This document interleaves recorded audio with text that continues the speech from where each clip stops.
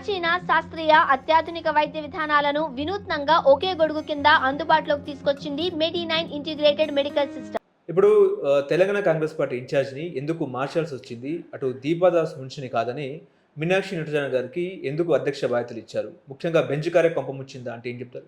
అంటే ఆల్రెడీ దీపాదాస్ మున్షి గారు కేరళకి ఇన్ఛార్జ్ ఉన్నారు. తెలంగాణ రాష్ట్రంలో ఇన్ఛార్జిని మార్చిన తర్వాత మాణిక్రావు ఠాకరే గారిని మార్చిన సందర్భంగా తనను అడిషనల్గా తెలంగాణ ఇన్ఛార్జ్ ఇచ్చారు. అదే కాకుండా ఇప్పుడు కేరళలో ఎలక్షన్ రాబోతూ ఉన్నాయి కాబట్టి ఎలక్షన్లు వస్తున్నప్పుడు ఫుల్ టైం కేరళకి కేటాయించాల్సి ఉంటుంది. అదే కాకుండా తెలంగాణ రాష్ట్రంలో కూడా ఇంకా ప్రభుత్వాన్ని పార్టీని అనుసంధానం చేయడం కోసం ఇన్ఛార్జ్ జనరల్ సెక్రటరీ అవసరం కాబట్టి అదేవిధంగా మీనాక్షి నటరాజన్ గారిని తెలంగాణ రాష్ట్రానికి ఇన్ఛార్జ్గా నియమించిన సందర్భం. ఎలక్షన్ల కోసమే మార్చారా లేకపోతే తెలంగాణలో కలెక్షన్ల కోసం ఎదురు చూస్తున్నారు కాబట్టి మార్చారంటే ఏం చెప్తారు? Media stunt, BRS party, Bharatiya Janata party కల్పించే అపోహలు మాత్రమే. కాంగ్రెస్ ప్రభుత్వంలో ప్రజాస్వామ్యం ఉంటుంది కాబట్టి కాంగ్రెస్ ప్రభుత్వాన్ని బదనాం చేసే ప్రయత్నం వారు చేస్తారు.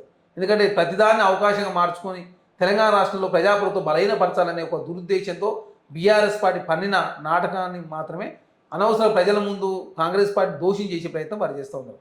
మీనాక్షి నటరాజన్ గారు ఆల్ ఇండియా ఎన్ఎస్సీ అధ్యక్షురాలుగా పనిచేశారు. అంతకుముందు జేఎన్యూలో వారు విద్యాభ్యాసం చేశారు. వారి తండ్రి తమిళనాడుకు సంబంధించిన వారు అయితే ఉద్యోగం కోసం మధ్యప్రదేశ్పై అక్కడ సెటిల్ అయిన వ్యక్తి. అదే కాకుండా మధ్యప్రదేశ్ యూత్ కాంగ్రెస్ అధ్యక్షులుగా పనిచేశారు. వారు ఎంపీగా పనిచేశారు. రాజీవ్ గాంధీ పంచాయతీరాజ్ సంఘటన చైర్మన్గా, ఆల్ ఇండియా చైర్మన్గా వ్యవహరిస్తూ ఉన్నారు. వారు నిజాయితీకి నిలువెత్తు రూపం. అదే కాకుండా తెలంగాణ రాష్ట్రంలో కూడా వారు బాబా వినోబాబా స్ఫూర్తిని తీసుకొని తెలంగాణ రాష్ట్రంలో పాదయాత్ర చేశారు. కాబట్టి వారి గురించి తెలంగాణ రాష్ట్ర ప్రజలకు తెలుసు, దేశ ప్రజలకన్నా తెలుసు.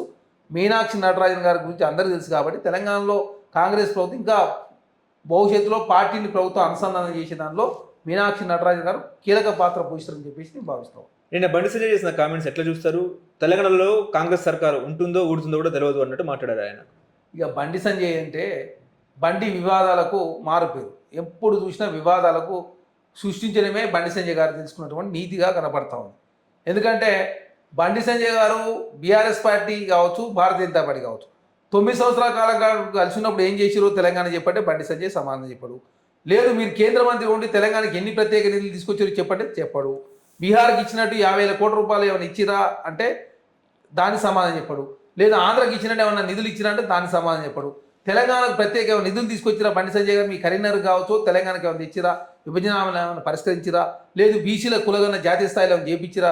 నరేంద్ర మోడీ గారు బీసీ ప్రధానమంత్రి అంటారు కదా, చేపించినట్టు బండి సంజయ్ గారు దేనికి సమాధానం చెప్పకుండా వివాదాలు క్రియేట్ చేసే ప్రయత్నం బండి సంజయ్ గారు చేస్తూ తెలంగాణ రాష్ట్రంలో భారతీయ జనతా పార్టీ తెలంగాణకు గుండు సున్నా చూపించింది. కాబట్టి ఆ ఇష్యూని డైవర్ట్ చేసే ప్రయత్నంలో భాగంగా భారతీయ జనతా పార్టీ ముందు పోతూ కనపడతా ఉంది. తెలంగాణ నుంచి 8 మంది ఎంపీలు 8 మంది ఎమ్మెల్యేలు గెలిచి తెలంగాణకి ఇచ్చింది గుండు సున్నా. అదే కాకుండా ఇప్పుడు ఎలక్షన్ల కోసం బడ్జెట్లో బీహార్ కోసం అత్యధిక నిధులు ఇచ్చారు. ఢిల్లీలో ఎలక్షన్ జరుగుతూ ఉన్నాయి కాబట్టి 12 లక్షల లోపు ఇన్కమ్ ట్యాక్స్ మాపేయడంతో 40 లక్షల మంది భారతీయ జనతా పార్టీకి ఇక్కడ ఎంప్లాయీస్ ఉన్నారు. వారంతా ఓటు వేయడంతో ఢిల్లీలో కూడా భారతీయ జనతా పార్టీ గెలిచిన సందర్భం.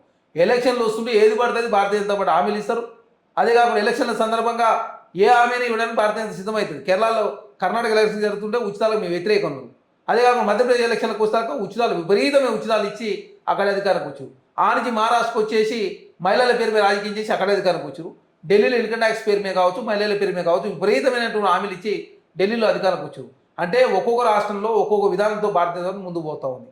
నార్థన్ స్టేట్పై బీపీని వ్యతిరేకిస్తారు, మిగతా రాష్ట్రాలకు వచ్చి బీపీ తినొద్దని చెప్తారు. కర్ణాటక ఎలక్షన్లు వస్తే ఉచితాల వ్యతిరేకం అంటారు, మధ్యప్రదేశ్ పోయి ఉచితాలు ఇస్తారు, మహారాష్ట్ర ఇస్తారు, మధ్యప్రదేశ్ ఇస్తారు, హర్యానా ఇస్తారు, అదేవిధంగా ఢిల్లీలో ఇచ్చిన పరిస్థితి. కాబట్టి భారతీయ జనతా పార్టీ ఓట్ల కోసం సీట్ల కోసం ఎంతవరకైనా దిగజారుతుంది. దాని నిదర్శనమే బండి సంజయ్ గారు. బండి సంజయ్ గారు ఎమ్మెల్యే ఓడిపోయిన తర్వాత ఎంపీ పెద్ద పెద్ద మాటలు మాట్లాడారు. రోహింగ్యాలు ఏరేస్తాం జిహెచ్ఎఫ్ సెలక్షన్ మాట్లాడారు. మరి ఢిల్లీలో రోహింగ్యాలకే డబుల్ బెడ్రూమ్ ఇచ్చింది కేంద్ర ప్రభుత్వం. మరి దానికి సమాధానం చెప్పాలి కదా. అంటే ఒక్కొక్క రాష్ట్రంలో ఒక విధానంతో భారతీయ జనతా పార్టీ ముందుకు పోతుంటుంది.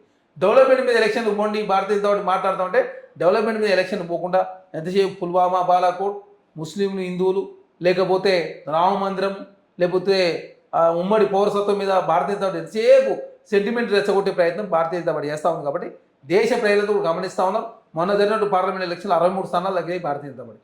దాన్ని గ్రహించినటువంటి భారతీయ జనతా పార్టీ మొదటి నుంచి కాంగ్రెస్ పార్టీ చెప్తా ఉంది మధ్యతరగతి ప్రజల చేతిలో ఆదాయం లేకపోవడం మూలంగా దేశం యొక్క జీడీపీ తగ్గుతూ ఉందని చెప్పేసి 10 సంవత్సరాలు మొట్టుకుంటే మొన్ననే ఎకనామిక్ సర్వే చాలా స్పష్టంగా ప్రకటించిన తర్వాత ఇప్పుడు మధ్యతరగతి ప్రజలకు రిబేటు 12 లక్షల వరకు ఇన్కమ్ ట్యాక్స్ లేదని చెప్పేసి మరొకసారి దాన్ని కూడా ఓటు బ్యాంక్ రాజకీయంగా మార్చుకునే ప్రయత్నం భారతీయ జనతా పార్టీ చేస్తుంది. అదే ఢిల్లీలో కల్పించిన పరిస్థితి రేపు బీహార్లో కూడా ఆ రాజకీయం చేసే ప్రయత్నం చేస్తారు. దాంతో భాగంగా బడ్జెట్లో అత్యధిక నిధులు బీఆర్కి ఇచ్చారు. ఇన్కమ్ ట్యాక్స్ రిబేట్ కూడా రేపు భారతీయ జనతా పార్టీ వాడుకునే ప్రయత్నం జరుగుతూ ఉంది. కాబట్టి భారతీయ జనతా పార్టీ బండి సంజయ్ గారు తెలంగాణ రాష్ట్రంలో కాంగ్రెస్ పార్టీ విమర్శించే ముందు తెలంగాణకు భారతీయ జనతా పార్టీ ఎన్ని నిధులు తీసుకొచ్చారో, 8 మంది ఎంపీ గెలిపిస్తే ఏం చేసారో చెప్పాల్సిన అవసరం ఉంది. ఇప్పుడు అధికారులు కూడా సీఎం మాట వింటలేరు అని చెప్పేసి సాక్షాత్తు ముఖ్యమంత్రి హోదాలో ఉన్న వ్యక్తి రేవంత్ రెడ్డి చెప్పినారు.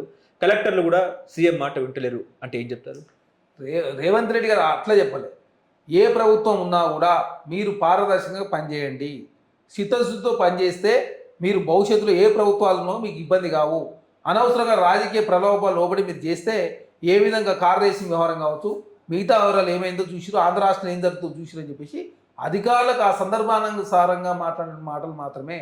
పారదర్శకంగా పనిచేయాలి, చట్టాలకు లోబడి పనిచేయండి, ఎవరి మీద రాజకీయ ఒత్తిళ్ళలో. అదేవిధంగా గతంలో ఐఏఎస్లు శంకరన్ గారు కావచ్చు, అదేవిధంగా శేషాద్రి గారు కావచ్చు, ఏ విధంగా ఉన్నారని చెప్పేసి ముఖ్యమంత్రి గారు సందర్భానుసారంగా మాట్లాడిన వ్యాఖ్యలు తప్ప అధికారులు మాట ఇంటలేరు అని చెప్పేసి ఎక్కడ కూడా మాట్లాడలేదు. ఏసీ గదుల నుంచి వదిలి బయటికి రావాలి, మరి ప్రజలు మధ్యలోకి పోవాలని చెప్పేసి ముఖ్యమంత్రి గారు కోరుతా ఉన్నారు. ఎందుకంటే వాళ్ళకి పూర్తి స్థాయి స్వేచ్ఛ ఇచ్చినాం. స్వేచ్ఛ ఇచ్చినప్పుడు ప్రజలకు మేలయ్యే పనులు కావచ్చు, విద్యార్థులకు మేలయ్యే పనులు కావచ్చు, మహిళలకు మేలయ్యే పనులు కావచ్చు, మేలయ్యే పనులు చేయాలని చెప్పి కాంగ్రెస్ ప్రభుత్వం భావిస్తూ ఉంది. కాబట్టి ప్రభుత్వంలో మీరంతా కూడా ప్రజల కోసం పనిచేసే వాళ్ళు, ఎప్పటికీ మీ ఉండేవాళ్ళు మీరే. కాబట్టి మీరు కూడా ప్రజల మధ్యలో వాళ్ళని చెప్పి కోరిన సందర్భం.